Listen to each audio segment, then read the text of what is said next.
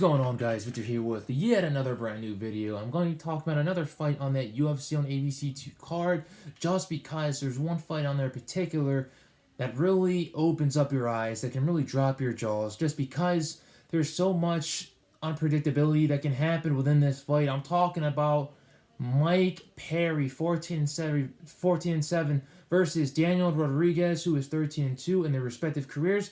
Obviously, Daniel Rodríguez is going to be coming in here with a 5-inch height advantage and a 3-inch reach advantage. So right off the bat, you can already tell that Rodríguez is going to come in there trying to knock Perry's head off with the advantages that he's going to be bringing into the octagon with him.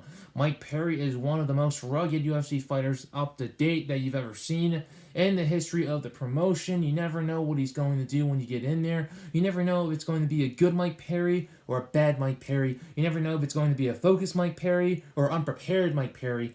That's because there's so much unpredictability that can happen with Mike Perry. You don't know if he's going to take things seriously or if he's going to take things not seriously. During this last fight with Tim Means, he was basically shown in multiple videos eating hamburgers, eating pizza with his pregnant baby mama in the background, basically cursing him out because he wasn't taking things serious. Daniel Rodríguez is a serious individual. He comes from the streets of Los Angeles, so you know he's as real as it gets.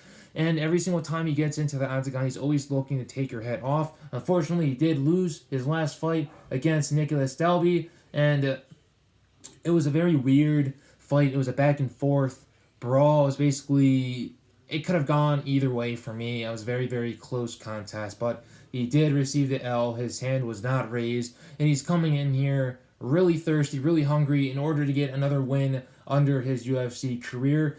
Mike Perry's been up and down throughout his whole entire UFC career. His last fight was against Tim Means, and he did look good for that fight, even though he did miss weight and he wasn't really 100% there. He did have a couple opportunities to win the fight. He did have Tim Means on the ground. If his jiu-jitsu was a little bit better, then he could have submitted Tim Means and got him into some very, very hard situations, but obviously, like I said, things have been up and down for Mike Perry, and the last one I believe that he had was against, I believe it was against Cowboy Alex Oliveira.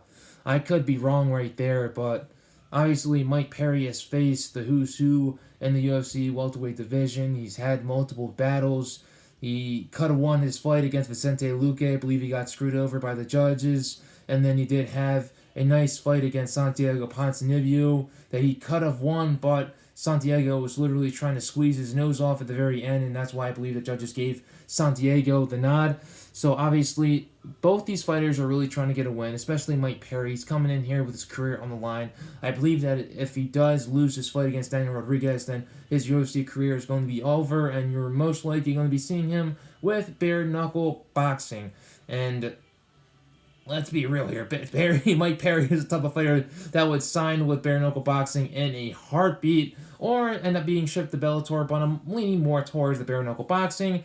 But, like I said, Daniel Rodríguez, his boxing is some of the best you've seen in the UFC welterweight division. Mike Perry can also slug as well, but it's not as clean, it's not as precise, it's not as accurate as Daniel Rodríguez. When Daniel Rodríguez finds the spot, then he will knock you out. Obviously, Daniel Rodríguez did have a lot of problems against Grant Dawson. Not Grant Dawson. It was another fighter before his fight against Nicolas Dalby, and he was in a lot of trouble when he got knocked out. He almost got finished, but he was able to come back and finish that individual. I just can't remember his name too much because that fight was a little bit. It wasn't a while ago. It was obviously in 2020, and Daniel Rodríguez did have a lot of fights in 2020. I believe he probably had 3 or 4 fights in 2020, and he basically finished the majority of his opponents, or most likely dominated with the fights that he did have. I do remember his fight with Gabe Green, and he was just teeing off on Gabe Green the whole entire time, and Gabe Green was just eating him like a champ, and he won that fight via unanimous decision. Mike Perry, like I said, on the other hand, he's been up and down throughout his whole entire UFC career. He did come into the UFC without any blemishes on his record. He did have a O next to the number of victories that he had previous to his UFC tenure so far, and he's been winning some, he's been losing some, he's been up and down. He has had a child. He does have a baby boy now. I believe his name is Ocean. And obviously, Mike Perry does love his kid, and he does want a bright future for his child. And if he wants his child to have a bright future, you're going to have to stay with the UFC. You're going to have to keep collecting those checks. You're going to have to keep winning. And if he doesn't win, then, like I said, things aren't going to end out too well for his UFC career. When it comes to the advantages out there, when it comes to the advantages for both of these individuals, when it comes to power, you got to give that to Daniel Rodríguez. When it comes to the UFC, when it comes to the fight IQ, I got to give it to Daniel Rodríguez as well. When it comes to the speed, I'm going to give it to Mike Perry. Mike Perry is a fast individual when he gets going. When he gets going, when he gets everything nice and flowing, he glides inside of that octagon. People don't really see it most of the time, but he is a very fast individual when he wants to be. When he wants to be a slow individual, that's when he's usually slow. But he is a fast individual, so I'm going to give him the speed advantage. When it comes to the advantages overall, when it comes to the physical advantage, it's going to go to Daniel Rodríguez, D-Rod. D-Rod has a 5-inch height advantage. He has a 3-inch reach advantage. He's also the older fighter at 34 years old. So, like I said, he's going to come in there with a good amount of leeway when it comes to the physical advantages against Mike Perry. And Mike Perry can beat any fighter on any given day. When it comes to the jiu-jitsu, when it comes to the ground game, I'm going to give it to Mike Perry because I've seen Mike Perry on the ground during multiple fights, and he is a good ground fighter. He obviously beat Mickey Gall, who's a Brazilian Jiu-Jitsu specialist, and he was able to... That's right, that was his last win. It was against Mickey Gall. It wasn't against Cowboy Alex Oliveira, but he did get that win against Mickey Gall. Mickey Gall is one of the best Brazilian Jiu-Jitsu specialists out there in the UFC welterweight division. He's able to take Mickey Gall down and get out of any sticky situations that Mickey Gall is trying to get him in.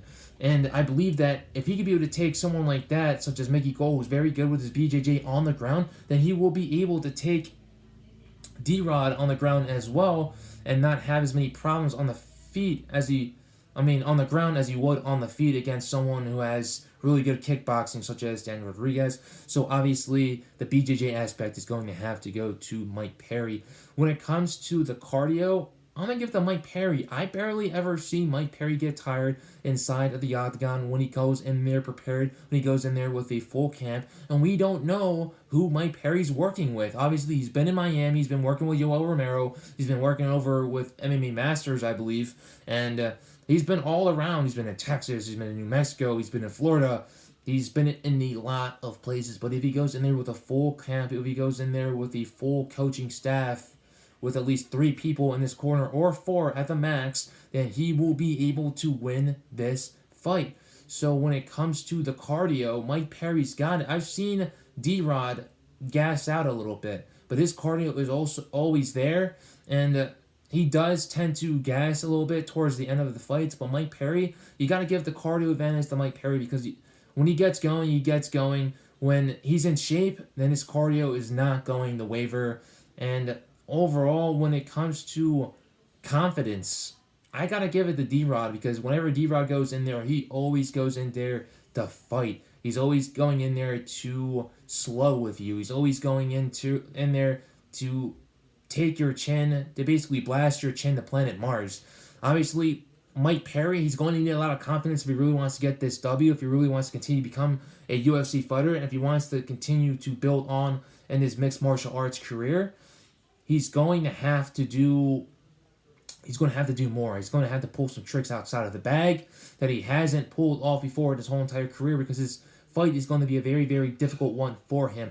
Obviously, Darren Till is on his card. Darren Till is the individual that gets Mike Perry fired up more than anyone else. So hopefully Darren Till, that aspect, being on that same card as Mike Perry, will be able to fire him up to the point of no return, have his ceiling of confidence all the way through the roof, all the way to planet Mars, all the way through the other galaxies, to be able to beat D-Rod, because D-Rod is, like I said, he can take some punches to the chin. We've seen him get dropped. We've seen him almost finish, come back and finish his opponents in the past, and Mike Perry won't be another stranger. Mike Perry is going to be the same as any other opponent that D-Rod has ever faced in his career so far in the UFC. Like I said, this guy comes from LA, Mike Perry comes from Flint, Michigan. Both these guys colliding, there's going to be a slugfest. But if I'm Mike Perry, if I am his partner, his girlfriend, his baby mama, or whatever, I'm going to implore him to wrestle, wrestle, wrestle. Take this fight to the ground because you're having a severe disadvantage when it comes to the reach and the height, and that is going to spell a recipe for disaster for Mike Perry. So if he takes it to the ground and works his BJJ, and I hope he's been working his BJJ,